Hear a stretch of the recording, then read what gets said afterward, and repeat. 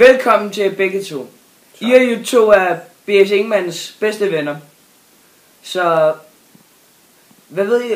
Kan I fortælle os lidt om, hvordan han var som person? Jamen, jeg husker Ingemann fra mange gode ting. Hans rigtige navn er fra præsten Bernhard Severinsen Ingemann. Så jeg kaldte ham bare Bernhard dengang. Jeg kan huske, vi legede sammen, da vi var små i Torkildestrup. Der kom jeg nemlig også fra. Det var meget sjovt. Vi rendte rundt ude på gaden og kastede sten efter forbi passerende hestevogne. Og vi havde det så sjovt. Ja. Hvad med dig? Jo, han var vel en meget god ven. En pæn fyr,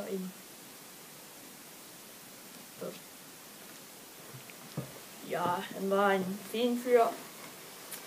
Ja, det var han. Han var også lektor på Sorø Akademi. Kan I fortælle mig lidt om, når B.S. Ingemann døde? Det var så forfærdeligt. Det må have været her sidst i februar, jeg tror det var omkring den 20. Ja, her i vores årstal, ikke? Altså 1862. Det var henne på... jeg tror det var henne på Krogstuen.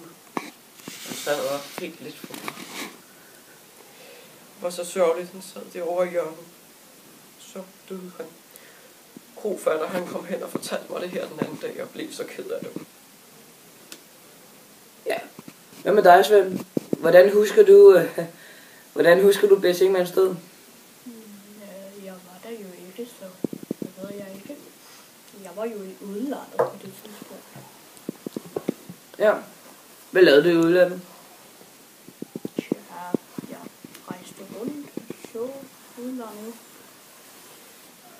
Var der... havde B.S. Ingemann været syg op til det forløb, hvor han døde? Nu var han jo den type, der drak lidt meget, så man kan godt sige, at han var syg, men jeg tror egentlig ikke, det var så forfærdeligt inden da. Men han var jo også en gammel mand. Ja. Hvordan kunne man mærke på ham, at der var mange folk, der kendte ham?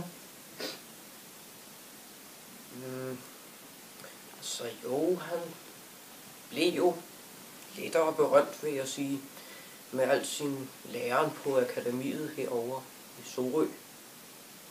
Så jo, der var en del, der kendte ham. Ja. Svend, hvor lærte du B.S. Ingemann at kende? Jeg lærte ham jo at kende på akademiet. Ja, hvor jeg var på besøg, så kom han derop. Så mødtes vi. Blev gode venner. Ja. Der var jo noget med nogle guldhorn. Nå ja, det der guldhorn. Ja, det tror jeg. Fik han ikke flyttet det ind på museet, gav han det ikke til den? Jo. Jeg tror, det blev lagt derind, da han døde. Det kan det meget vel være. Han fik det i hvert fald som gave til hans 70 års fødselsdag. Hvem fik han så guldhornen af? Jo, altså, han fik jo kun ét. Men han fik det af Dansk Kvindeforening. Ja. Hvorfor fik han det af Dansk Kvindeforening? Jo, Jamen, det han var jo var jo blevet udnævnt som nationaldigter på sin 70-årsdag. Ja, for hele Danmark. Hele Danmark. Så det var nærmest sådan en æresgave, han fik? Ja. Ja, det kan man vel godt kalde det. Hvad hedder det? Havde B.S. Ingemann egentlig noget familie? Ja, han havde en kone. Hvad er det for nogle salmer, han har lavet? Han har lavet mange. Der er jo julesalmen Glade Jul.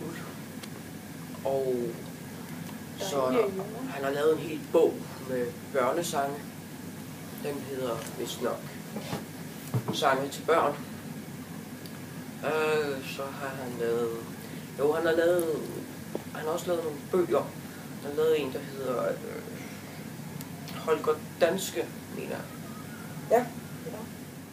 Tak for, I gad være med til dette interview, Svend og Torvald. Det var dejligt at have med. Det Og det er Sebastian, som runder af fra Johannesskolen 102.